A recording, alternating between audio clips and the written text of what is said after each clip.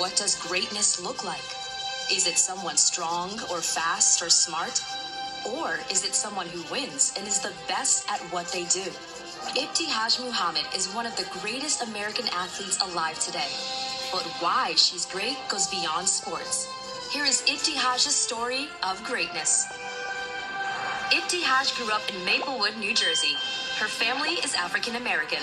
They follow the religion of Islam. People who practice Islam are called Muslims. As part of her Muslim traditions, Ibtihaj dresses modestly by being careful not to show much of her body, and she wears a hijab to cover her hair. Like many other kids, she loved sports. At times, it was difficult to keep her head and body covered while playing certain sports.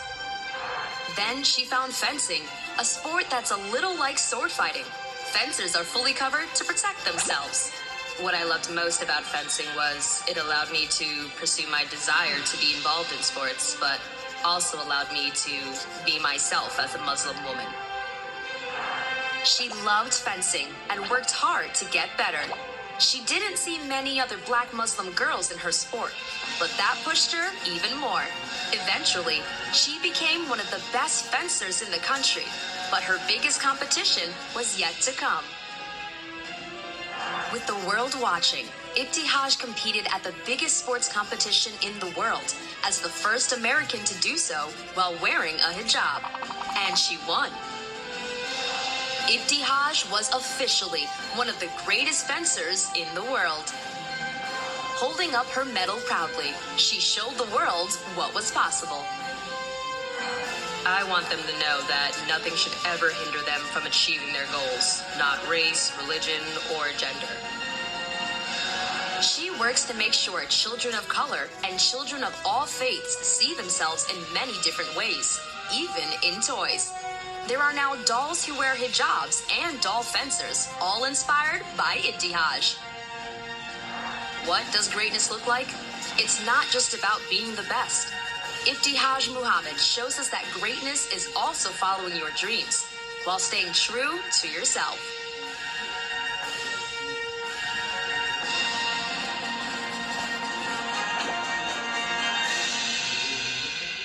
Ever seen someone reading a book from the right side to the left? Well, maybe they weren't starting at the end looking for spoilers. Maybe they were reading in Arabic. In Arabic, words are written from the right to the left, the opposite direction as words in English. The pages turn in the opposite direction too. So they're not reading backwards at all. That's just how the language works.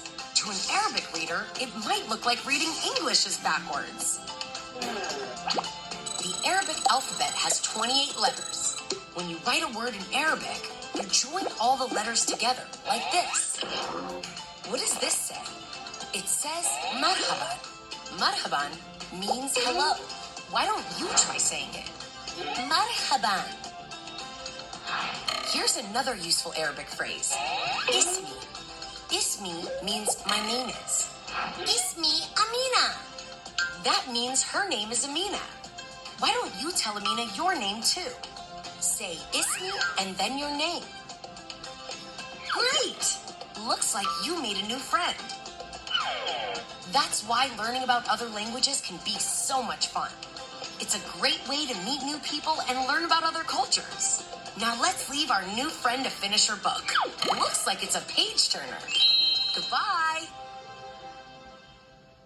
4 years old, and she's always asking questions. What's air made out of? Why do people laugh? But then the other day, she had a pretty interesting question. Lena said she's Arab American. Yeah, her family's from Egypt. Then she was all, I thought we were Arab American. so I was like, we are. And she was like, Our family's Jordani. How can me and Lena both be Arab American? Well, do you know? It's okay if you don't. I'll just tell you what I told her. People are Arab if they come from, or someone in their family comes from any of these Arabic-speaking countries. Oh! Arabic is spoken in the Middle East and parts of North Africa too. Wow!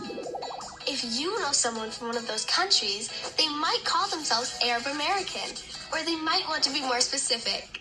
I'm Lebanese American. Oh, I'm Egyptian American. My family is Iraqi American. Cool. Like any other big group of people, Arab Americans have many different traditions and religions. We can look pretty different too. One thing my family has in common with other Arab American families is that we love guests. If you come over to my house, we'll make you feel super special and probably offer you a snack. Yum! So that's what I told my sister. I wasn't totally sure if she heard me. Did that help? And that's when she said, I really like being Arab American. me too. Thanks for being the best big sister ever. Aww. Like anyone else, my heritage is just a part of who I am. I'm also a good friend, a great artist, an awesome gamer, and I'd say a pretty good big sister. Yeah!